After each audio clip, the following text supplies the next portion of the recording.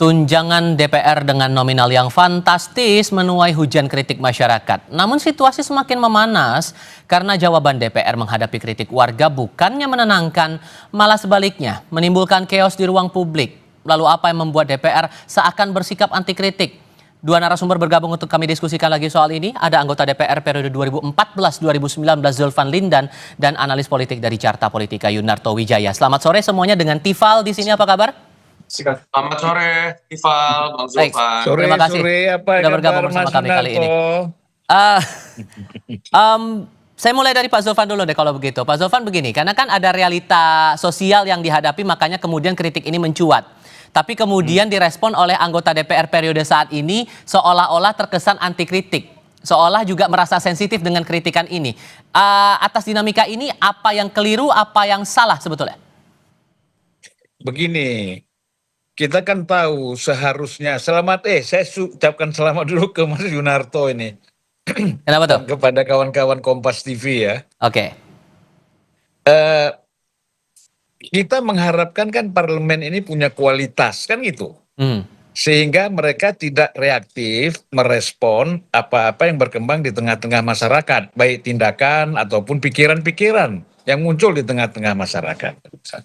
Tetapi kan sekarang banyak anggota DPR ini yang terpilih ini kan karbitan.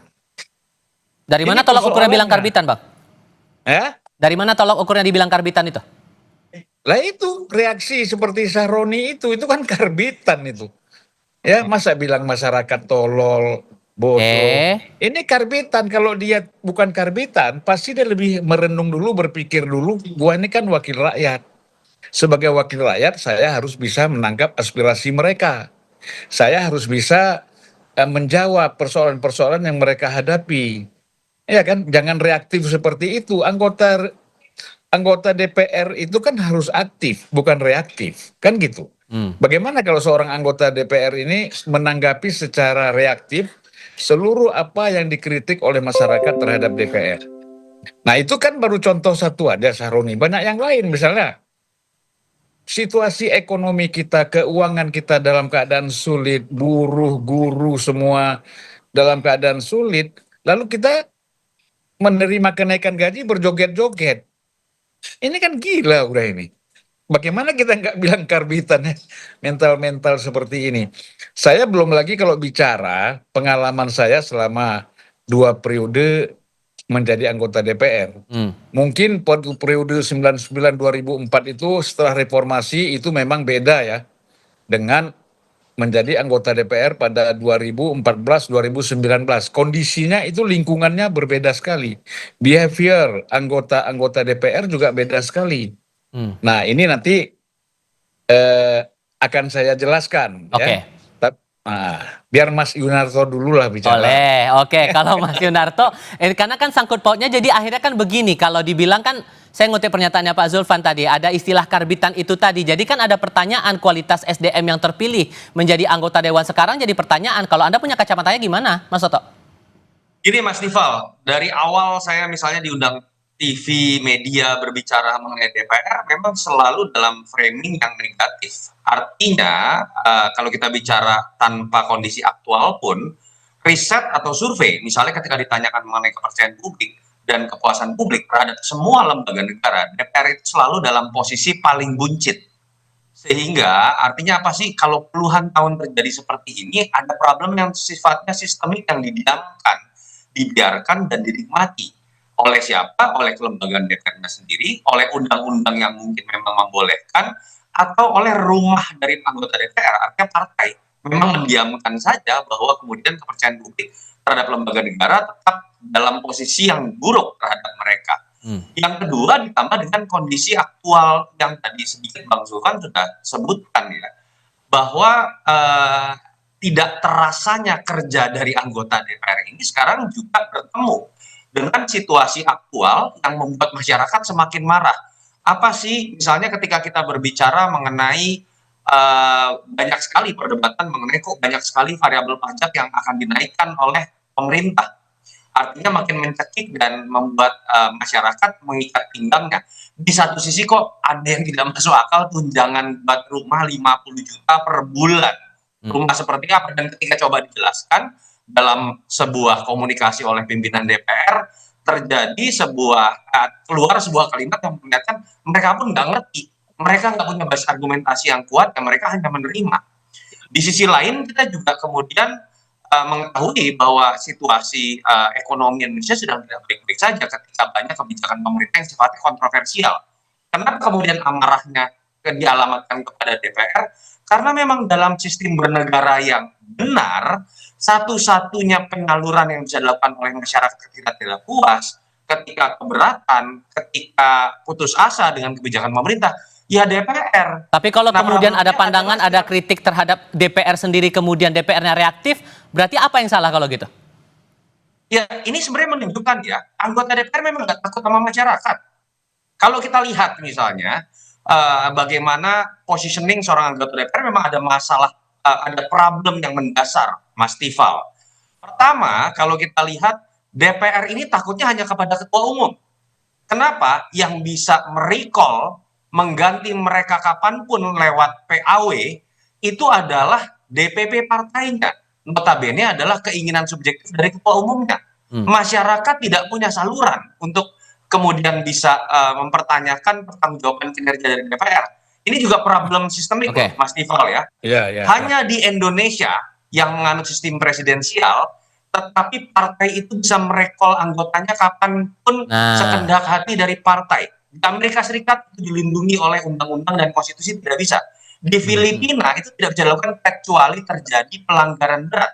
Di Indonesia kita tahu kapanpun mereka bisa diganti. Itu yang menyebabkan masyarakat itu ditempatkan oleh anggota DPR hanya ketika mereka berkampanye 5 tahun sekali. Oke. Ketika reses dilakukan pun, itu bukan dalam konteks mempertanggungjawabkan apa yang dikerjakan, enggak, mereka bagi-bagi. Nah, oke, sorry saya tahan dulu di situ, Mas Toto. Bersama dengan kementerian, masyarakat hanya dilihat sebagai objek. Dalam konteks itulah, menurut saya memang selain kita harus memberikan penilaian dan kritik yang keras terhadap anggota-anggota DPR secara pribadi sesuai dengan kerjanya, tapi kita juga harus berani membongkar aturan dan sistem, termasuk kita kritik partai dengan bagaimana hal-hal yang sistemik seperti ini dibiarkan terlalu lama. Dengan fakta seperti itu, Pak Zuldan, muncullah semacam candaan di netizen, kalau perlu bikin KPI barulah untuk jadi anggota DPR harus lulus minimal S2 kemudian TOEFL 500. Perlu KPI khusus lagi nggak nih kalau melihat faktanya untuk sekarang aja sudah seperti ini? Halo? Ya, Pak Zulfan. Ya, itu apa yang kata Mas Toto tadi, itu sudah pernah kita bicarakan agar anggota DPR itu mengenai kinerja itu dinilai oleh konstituennya. Gitu loh.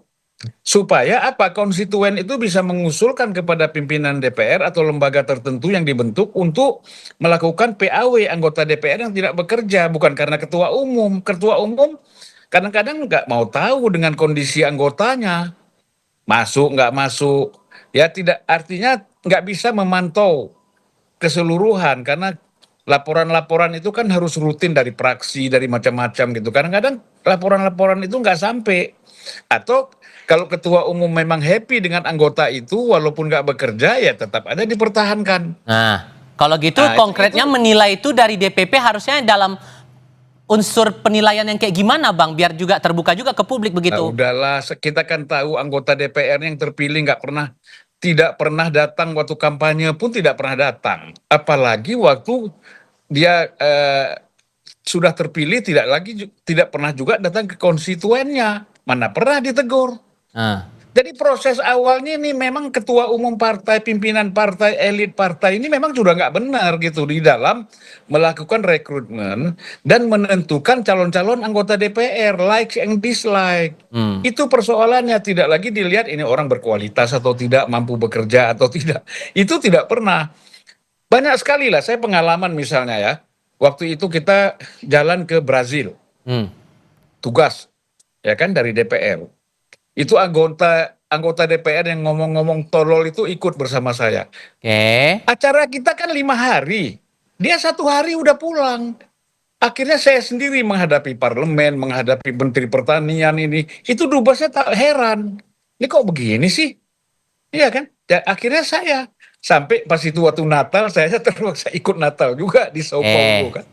Nah itu, jadi satu lagi pengalaman saya, itu bisa tanya sama Aulia Rahman, dubes kita di Ceko.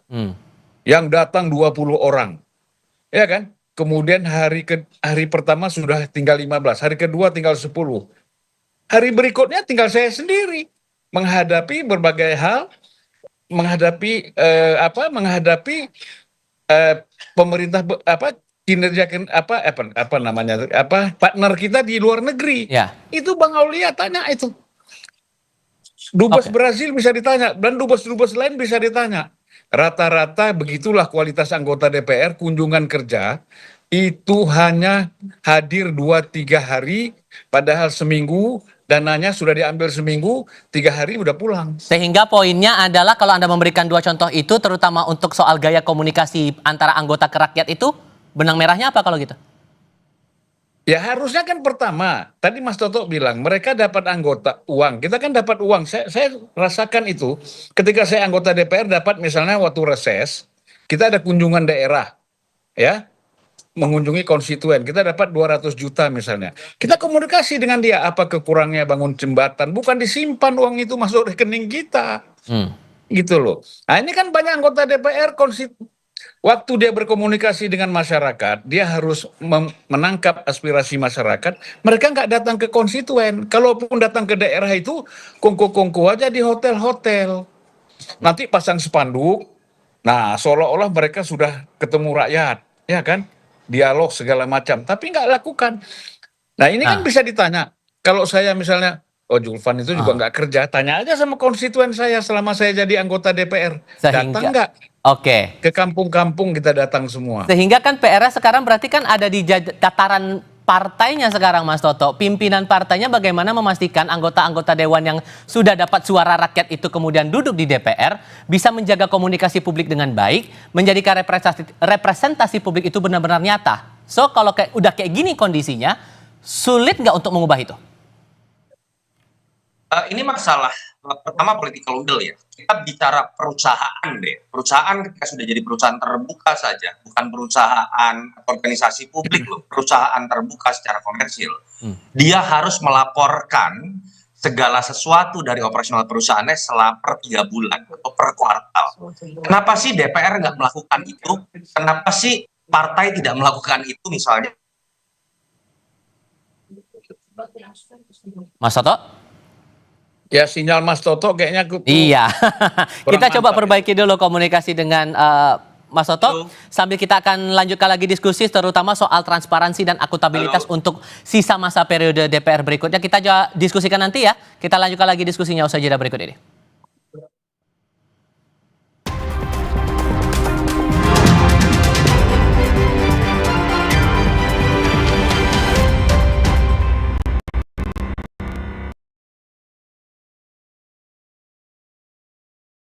Pas aku coba Le Mineral, seger banget, nggak bikin enak sama sekali. Benar, karena Le Mineral dari pegunungan terpilih. Setiap tetesnya melewati lapisan batuan alami, membuat airnya lebih sehat, lebih segar. Kayak ada manis-manisnya. Le Mineral. Umpan lambung apa umpan terobosan yang terbaik? Rido! Do! Seger-seger, luwak white coffee. Luwak white coffee less sugar dulu. Wah, Luwak white coffee less sugar dibuat dengan susu rendah lemak, rendah gula, rendah kalori. menangkan 5 tiket nonton langsung Piala Dunia. Kirim 5 bungkus kopi luwak apa saja. Foto dan upload ke sosial media tag Kopi Luwak Official. Buruan kirim, pemenang akan segera dipilih. Luwak white coffee, rendah gula. Nyaman diminum. Happy banget jadi ayah. Momen si kecil nyaman bermain dan bebas bergerak selalu ditunggu. Karena pakai Baby Happy, popok anti ruam yang daya tampungnya 500 ml. Yuk pakai Baby Happy Body Fit Pants, popok anti ruam. Wingscare. Pas aku coba Le Mineral, seger banget, nggak bikin enak sama sekali. Benar, karena Le Mineral dari pegunungan terpilih. Setiap tetesnya melewati lapisan batuan alami, membuat airnya lebih sehat, lebih segar. Kayak ada manis-manisnya. Le Mineral. Untuk masa depan cemerlang generasi harapan bangsa yang sehat, cerdas, dan berkualitas, diperlukan kecukupan gizi yang baik. Dan melalui program makan bergizi gratis, Kadin sebagai mitra strategis pemerintah melalui Satgas MBG Kadin membangun 6 SPPG di Bekasi, Depok, Bandung, Cirebon, Tegal, dan Semarang.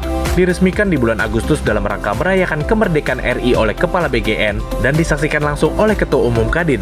Yang terhormat, tentu saja yang saya cintai nih, Bapak Kasatgas MBG Kadin, Bapak Handoyo.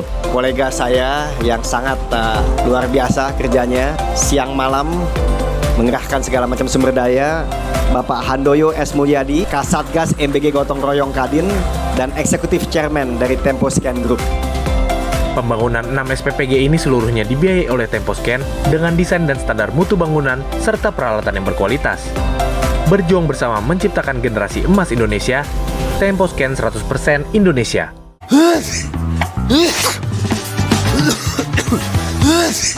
Minum dong Ultra Flu, flu dan batuk, meredakan demam, sakit kepala akibat flu dan batuk. Untung ada Ultra Flu, flu dan batuk reda, lega rasanya.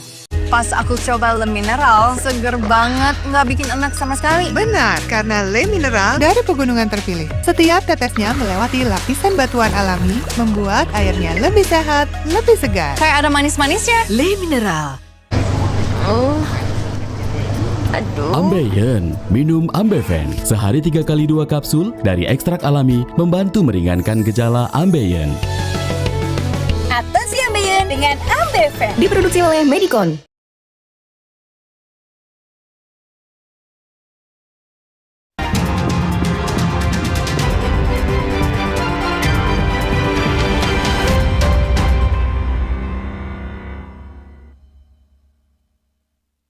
Anda untuk melihat pantauan terbaru dari udara pasca unjuk rasa di Kompleks Parlemen Senayan Jakarta yang meluas hingga bawah tol dalam kota. Visual ini menunjukkan kerumunan massa masih berada di sekitar area pejompongan dan tampak polisi berupaya untuk membubarkan mereka sehingga bisa keluar dari area sekitar DPR beberapa saat yang lalu. Terlihat gas air mata juga masih dilontarkan untuk membubarkan para pengunjuk rasa dan hingga sore ini kericuhan masih terjadi di sekitar kawasan DPR MPR. Ini titik di kawasan Pejompongan dan belum bisa diketahui akan berapa lama memakan waktu pembubaran terhadap massa ini.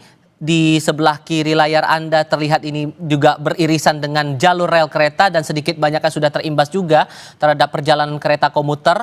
Ini sudah masuk jam pulang kerja, akan berdampak juga ke banyak pengguna komuter yang akan pulang setelah beraktivitas di kawasan Jakarta. Anda yang akan beraktivitas pulang kerja saat ini di kawasan Jakarta perlu berhati-hati untuk jalur-jalur yang terkonsentrasi bagi massa berkumpul di tengah upaya polisi atau petugas membubarkan massa pengunjuk rasa dan juga dampak lain terutama aktivitas transportasi umum baik itu untuk KRL, kereta komuter maupun juga bus Transjakarta yang sedikit banyaknya sudah diumumkan melalui kanal media sosial masing-masing dari penyedia jasa angkutan umum ini.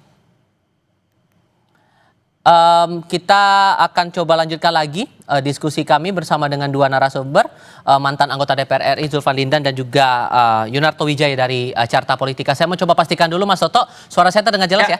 Terdengar, Mas Ival. Oke. Sorry. Oke. Sekarang saya coba mau bicara soal transparansi, karena kan ini juga yang jadi PR sebetulnya membuat akhirnya kegaduhan semacam ini memuncak, bahkan sampai sekarang masih terus terlihat demonstrasi di berbagai daerah.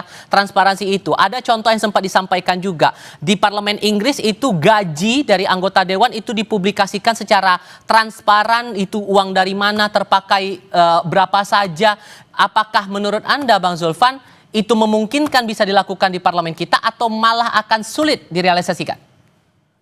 Ya sangat mungkin, saya kira kan memang secara periodik itu kan kita harus melaporkan LHKPN ke KPK. Tetapi kebanyakan anggota itu kan melaporkannya setahun sekali kan. Nah harusnya kan itu dipantau terus.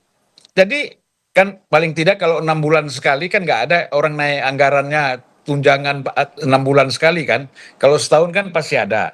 Tetapi kan harus tetap dilaporkan. Dan transparansi itu menurut saya sangat penting. Apa sih salahnya? Gaji pokok kita sekian, kita dapat ini, dapat itu, kan sampaikan aja. Gitu loh. Nah jadi kita bisa lebih hebat daripada parlemen Inggris kalau memang mentalnya diperbaiki gitu loh. Cuman Jadi, kalau dengan fakta seperti ini, masalah pandangan bahwa ada tunjangan yang dirasa tidak masuk akal atau tunjangan dinaikkan ini tidak perlu tapi malah kesannya reaktif seperti ini, rasanya bakal sulit gak sih untuk kemudian ada transparansi atas gaji para anggota dewan ini menurut Anda?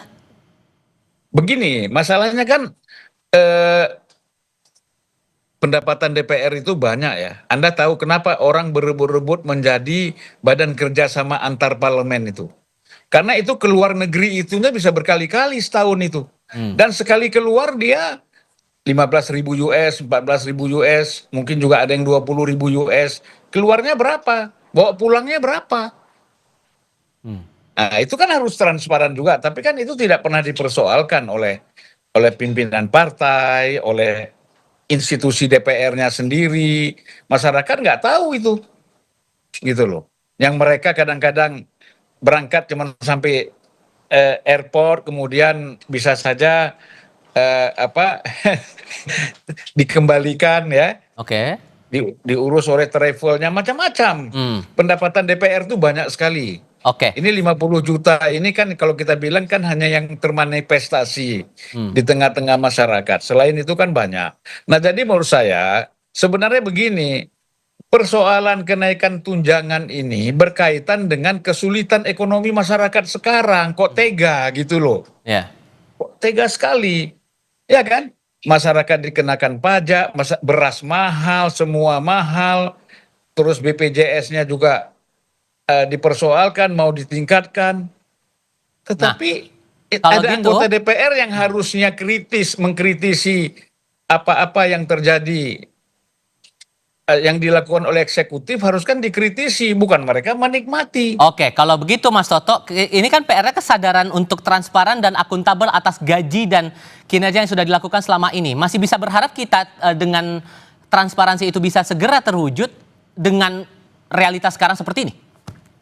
Mas Tifal, kalau memang niat, partai tinggal kemudian bukan meminta, menginstruksikan setiap anggota DPR punya website pribadi yang diantaranya harus berisikan pertanggungjawaban kinerjanya, pertanggungjawaban ketika menggunakan dana reses. Hanya sedikit sekali anggota DPR yang memiliki website yang memiliki kualifikasi seperti itu. Yang terjadi katanya kan dunia digital. Kita tahu hampir semua DPR punya yang namanya akun sosial media, tapi sebagian di antara kita tahu pamer mobil mewah dan lain-lain lah, saya nggak usah sebut nama. Kalau itu diinstruksikan saja oleh DPP, saya pikir kan akhirnya masyarakat punya sebuah tools yang bisa kemudian mereka nilai, konstituen bisa punya tools untuk membuat mereka bisa menilai. Problemnya agak sulit kita berharap dari political will dari partai. Kelembagaan DPR sendiri kita tahu setiap tahunnya itu tidak pernah transparan seutuhnya, misalnya terhadap fungsi legislasi. Berapa banyak yang dari draft akademik, lalu kemudian risalah itu dibuka. Itu hampir tidak pernah memenuhi dari jumlah yang mereka sahkan. Termasuk kalau DPP kemudian misalnya bisa membuat laporan per 3 bulan, per kuartal layaknya perusahaan terbuka, bisa perlihatkan kan bagaimana kinerja anggota DPR dari hal yang paling kuantitatif deh. Absensi seperti apa. Dari situ aja kita sering mendengar kan, banyak yang sering bolos, tapi kemudian jadi terus-menerus karena tetap diberikan di nomor urut 1. Memang ini berawal dari sebuah political will yang menurut saya memang belum kelihatan niatan serius dari DPP. Dan mau tidak mau dalam kondisi seperti ini, protes-protes dari masyarakat akan terus muncul dan seperti yang kita lihat sekarang.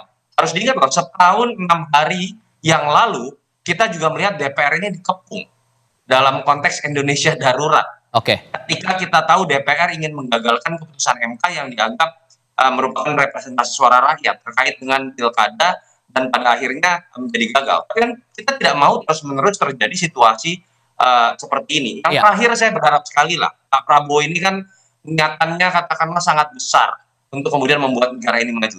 Pak Prabowo jangan menambah kerusakan carut-marut dari tidak bekerjanya DPR dengan Anda membangun koalisi sebesar-besarnya, bahkan kalau bisa semua partai masuk dalam koalisinya.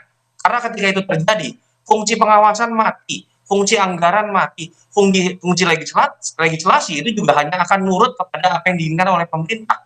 Padahal dalam sistem presidensial, publik itu memilih 2 kali, memilih eksekutif atau presiden dan memilih legislatif supaya mereka berantem tanda kutip secara tata negara, sehingga ketika ada kebijakan yang dianggap tidak representatif, DPR bisa berfungsi. Ketika Pak Prabowo ingin merangkul semuanya menjadi bagian dari pemerintahannya dengan diversi menteri, pada titik inilah kita melihat DPR akhirnya menjadi hanya datang, diam, dan duduk.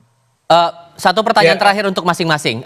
Karena kalau kembali lagi ke kontroversi cara jawab DPR hadapi kritik rakyat ini, kalau menurut Anda Pak Zulfan, perlukah ada semacam, ini tiba-tiba terpikir aja sih, karena kan ada beda jawaban yang dikeluarkan antara pimpinan dengan anggota kemarin itu. Dibilang penjelasan rincian tunjangan datang dari pimpinan, sementara anggota tidak tahu soal rincian tunjangan itu. Menurut Anda perlu nggak sih ada protokoler khusus, entah itu juru bicara khusus menjelaskan masalah soal tunjangan atau hal-hal fasilitas yang diberikan semacam ini?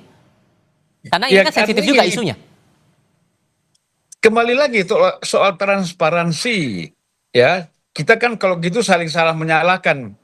Itu kan semua pimpinan DPR kan mengkomunikasikan kepada praksi. Mereka sudah tahu lah, nggak mungkin mendadak tiba-tiba ada seperti itu. Semuanya sudah diinformasikan kepada anggota. Mana ada sistem administrasi kita tiba-tiba gitu kan nggak ada. Jadi begini Mas Toto ya. Saya berapa kali sebagai anggota DPR, saya berbeda dengan Pak Surya Paloh dan saya berdebat sama dia.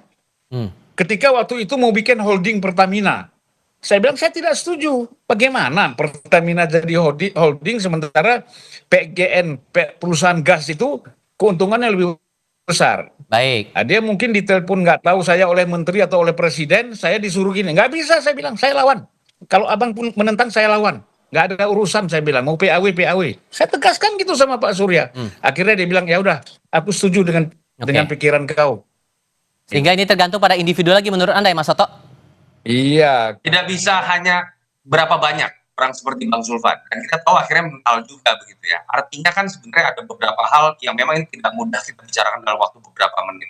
Sistem recall menurut saya itu harus dihapus. Kita pernah menghapus sistem recall yang memberikan kewenangan penuh hanya kepada DPP partai untuk mengganti anggota DPR. Tahun 99, recall itu kemudian diganti. 2003 itu muncul kembali yang menyebabkan suasana psikologis dari anggota DPR. Dia nggak peduli sama masyarakatnya, dia takut sama ketua umumnya saja. Itu yang pertama.